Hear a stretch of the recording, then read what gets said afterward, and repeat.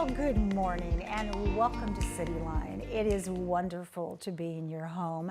This morning is the 24th of August and we are headed back into some really wonderful summer weather from all the little cold and heat that we have. Later on in the hour, speaking of places where you could stay cool, the Grand Cinema is going to be here to talk about some of the events they've had this summer and what's coming up for this fall. One of my favorite people that is now at Tacoma Public Schools, Tanisha Jumper, is going to be here in the house to talk about, yep, you guessed it, back to school. And then also I have the new interim executive director for the Tacoma Pierce County Health Department. Cindan will be here to talk about her new role and what you can expect from her. And right now I have a beautiful pet of the week. Lauren, who do you have who needs a forever home? This here is Timothy. He's about 6 months old. He's a wonderful husky mix, and he's ready to find a loving family. When you walked him in here, I was taken back by his beauty and his pedigree. I mean, for a thoroughbred and for only being 6 months old, and look at that face. So was Timothy lost, or was he a stray, or was he surrendered? He came into us as a stray. So yeah, he hasn't been with us for very long. But from what we can see, he's a wonderful pup, and he'd bring anybody a ton of joy. That's absolutely. Okay, let's talk about Day of Giving, because I've been seeing some postings on social media. What do we need to know, Lauren, for us to give everything the Humane Society needs right now? Absolutely. So today is our 4th annual Day of Giving, and up until midnight tonight, any donations are quadrupled. Wow. Thanks to our friends at Petco Love, up to $75,000. So visit our website, thehumanesociety.org, to make your donation and make 4 times the impact today. There you go. And think about Timothy. Boy, I'll tell you what, my heart is beating. I'd love to have a Timothy in my life. Isn't he wonderful? He is. Lauren, thank you so much for being here. Thank and you. Timothy, hopefully we will not see you later. Yeah. With me right now, as you probably saw on the wide shot, is somebody who is very familiar and near and dear to our hearts. She does so much for the city of Tacoma. Please join me in welcoming Council Member of Tacoma City Council, District 2, Miss Sarah Rumbaugh. Hello, good morning. Hi, it's nice to be here again. It's great to have you here. You are going to kick off our October Domestic Violence Month, and that's what we're going to kind of just chit-chat about today, aren't we? We are going to talk about that, but I first have to give a plug for fall. Yes. Because I came in a sweater and boots because You did. Because boot weather, sweater weather is around the corner. It is. And we're going to get a little bit more heat here pretty soon, but then it's going to be that crisp weather of fall. And it's my favorite time of year, and I'm so happy that Tanisha's on today as well from the school district, because who doesn't love the start of school? Oh, exactly. Yeah, right. This morning I heard my tights calling my name from like the tight drawer, and I thought to myself, it's right around the corner. I can feel it. I've been waiting all summer for fall. So Sarah, let's talk about this. Every October is Domestic Violence Awareness Month. So when we think about kicking this off and looking at the big picture here for the city of Tacoma, how does the city of Tacoma invest in ending domestic violence in our community? Because that's an ever-changing target. Right, and I'm so glad to be here talking about this topic. The way that we invest is with our dollars, and we are strongly and fully invested with the Crystal Judson Family Justice Center. Yes. And I actually serve as the chair of the Crystal Judson board. And we invest based on an interlocal agreement that we have with Pierce County. We match them dollar for dollar on our investment to Crystal Judson to provide an area and a place for people who are experiencing domestic violence to go, and it also has that prosecutorial side to it. Yes. So there are many family justice centers in the country, and that model is really important because it provides the part where we have the nurturing, hearing, listening, finding ways to escape the plan that you have for escaping domestic violence, but also that prosecutorial side where we Yeah. work on the case and support them through the judicial system. So Sarah, what you just said is just a gold mine. And then I was thinking to myself, and if you're not aware of the gold mine that Crystal Judson gives us, can you tell our viewers why that is so important? What is so special about Crystal Judson?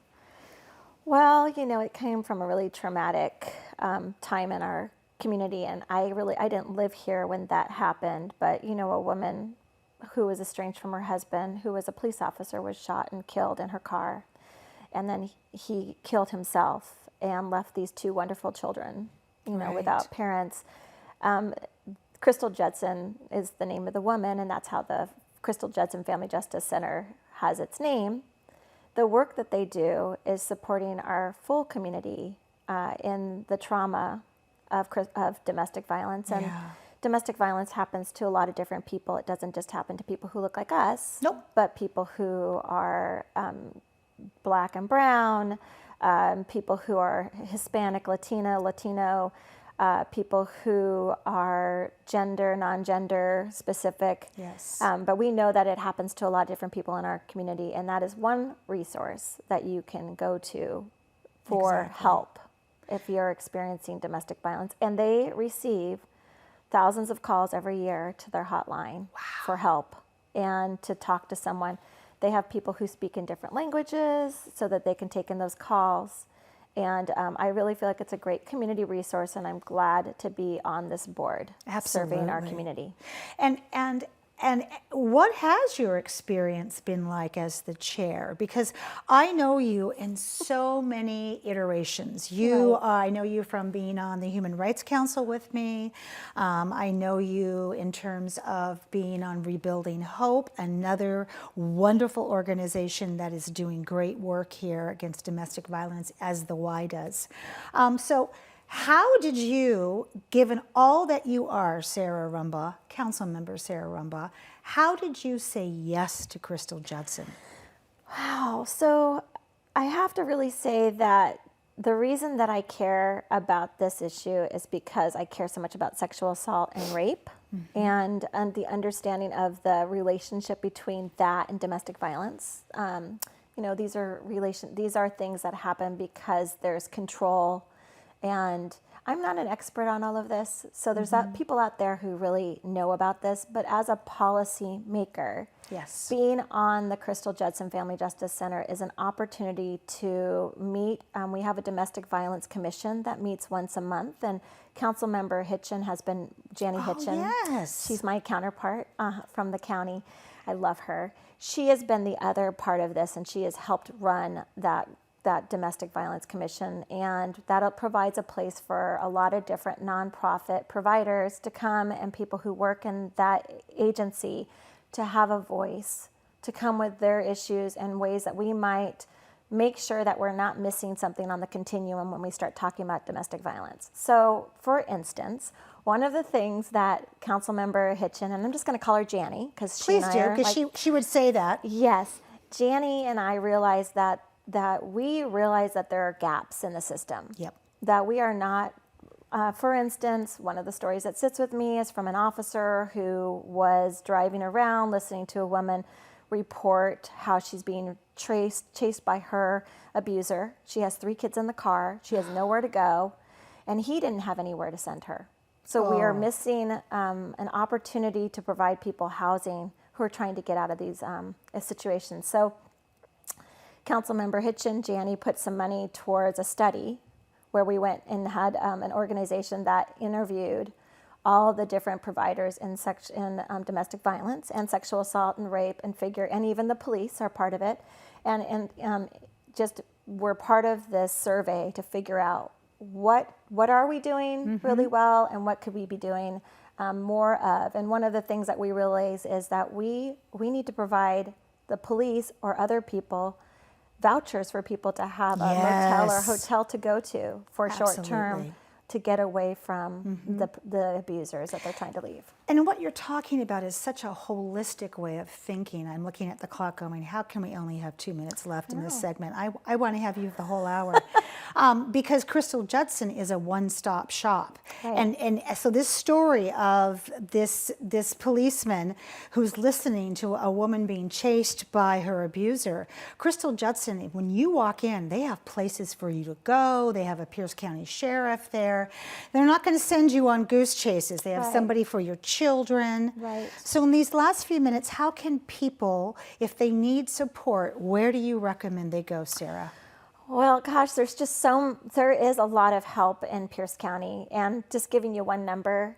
Yep. If I could give you one number, there's a national hotline number. Okay. That's one number that I think they could put up on the screen. That's the 988 number. So I would call the 988 mental health number. Okay. The 988 number is at South Sound 911. If you call 988 and you are struggling with trying to figure out where to go, what to do, they will help direct you to the domestic violence organizations, YWCA, Crystal Judson, also the Sexual Assault Center, Rebuilding Hope has a hotline as well. Yeah. But 988, which used to be the 10-digit suicide hotline number nationwide, is now 988. And we have a 988 right here in Washington. They will direct you to the local place to get the help that you need. So I hope that people will use 988. I think it's a great resource. If you are someone who's experiencing domestic violence and is in danger, always call 911. Always call 911. That's right. So Sarah, I cannot thank you enough for coming on the show and kicking off the things that we need to be thinking about when October rolls around and we are going, what word do we need to get out? So I thank you so much, and your partnership with Councilmember Hitchens. And I want to have you back on this comfy couch sooner than later, because you are involved in so many things I can't keep up. So I just figured if I just keep you a warm seat on the white couch, I'll be here. I'll be works. here. Just save it for me. Absolutely. Sarah, thank you so very much. Thank you for having me. I appreciate it. Oh, my pleasure, my dear. We have much more to come on Cityline. When we do a little bit of musical chairs, after the break, we will have Tacoma Pierce County Health Department in the house. You don't want to miss that. We'll be right back.